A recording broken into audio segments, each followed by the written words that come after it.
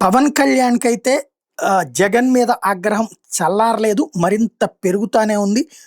జగన్‌ని ఎట్టి పరిస్థితుల్లో అధికారంలోకి రానీయకుండా ఉండటం కోసం 15 సంవత్సరాల పాటు త్యాగానికి సిద్ధమైనటువంటి పవన్, తాజాగా మరొకసారి జగన్ మీద విరుచుకుపడ్డారు. ఏదైతే నిన్న జగన్ మెడికల్ కాలేజీల పీపీపీకి సంబంధించినటువంటి కోటి సంతకాలను తీసుకెళ్ళి గవర్నర్‌కి ఇచ్చేటటువంటి సందర్భంలో ఎవరైతే ఆ కళాశాలను తీసుకుంటారో వాళ్ళకి తీవ్ర పరిణామాలు ఎదురుతాయని హెచ్చరించినటువంటి నేపథ్యంలో ఇవాళ దానికి కౌంటర్ ఇచ్చుకొచ్చారు పవన్ కళ్యాణ్. అమరజీవి జలధార శంకుస్థాపన కార్యక్రమం తూర్పుగోదావరి జిల్లా నిడదవోలులో ప్రారంభించిన సందర్భంలో కీలకమైనటువంటి వ్యాఖ్యలు చేసుకొచ్చారు. తెలుగు జాతి ఆత్మగౌరవం కోసం అమరుడైన పొట్టి శ్రీరాములు గారిని సదా స్మరించుకోవాలనే ఉద్దేశంతోనే వాటర్ గ్రిడ్ ప్రాజెక్టుకి అమరజీవి జలధారగా నామకరణం చేశాం అన్నటువంటి పాయింట్ చెప్పుకొస్తూ, మళ్ళీ మేము అధికారంలోకి వస్తాం, మీ అంతు చూస్తామని కొంతమంది వైసీపీ నాయకులు బహిరంగంగా బెదిరింపులకు దిగుతున్నారు.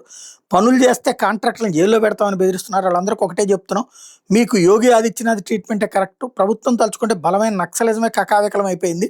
ఇలా బెదిరింపులకు దిగే కిరాయి రౌడీలకు ప్రభుత్వం బలమైన పొలిటికల్ నిర్ణయం తీసుకుని మీ పరిస్థితి ఏంటో ఆలోచించుకోండి.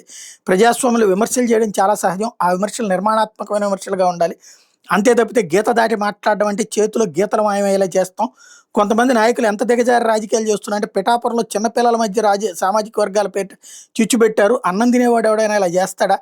రాజకీయం చేయడానికి వేరే దారులు లేవా? ఇలాంటి పనులు చేసే వాళ్ళకి సిగ్గుండాలి.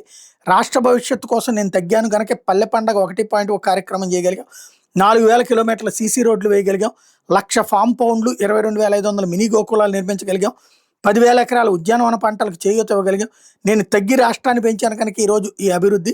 గత ప్రభుత్వ నిర్లక్ష్యం కారణంగా 2024లో జల్ జీవన్ మిషన్ గడువు ముగిసే నాటికి ప్రజల తాగునీటికి అవసరాలు తీర్చేందుకు ఉపయోగపడాల్సిన వేల కోట్ల నిధులు నిరుపయోగం మిగిలిపోయాయి. పథకం గడువు ముగియడంతో ఆ నిధులు మునిగిపోయాయి. చంద్రబాబు నాయుడు గారు నేను ఢిల్లీ వెళ్ళి కేంద్రంలోని పెద్దలతో చర్చించాం. జల్ జీవన్ మిషన్ ప్రాజెక్ట్ గడువు పొడిగించేందుకు ఒప్పించాం.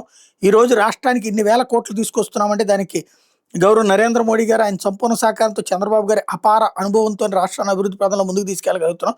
రోడ్డు నిర్మాణంలో కానీ, అమరజీవి జలధార కార్యక్రమాల ద్వారా జరుగుతున్న పనుల్లో కానీ నాణ్యత లోపిస్తే కఠిన చర్యలు తీసుకుంటామని ప్రకటించారు.